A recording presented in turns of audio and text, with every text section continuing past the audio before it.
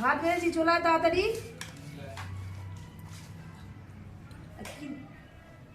বাঁধাকপি তরকারি দিয়েছি একটুখানি, ঠিক আছে। খাবি তো? দেখ কত তরকারি হয়েছে রে আজকে। এখন খাওয়া হচ্ছে, আবার সন্ধ্যেবেলা মুড়ি দিয়ে খাওয়া হবে। তোকে দেবো?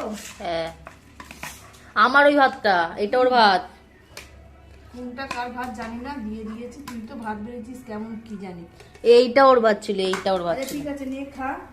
এই যে বাঁধাকপির তরকারি, লাউ শাক দিয়ে চচ্চড়ি, আর এখানে উচ্ছে ভাজা, পেঁয়াজ, ভাত, আর ওখানে কালকের বাসি চিকেন। আজকে বাসি চিকেন।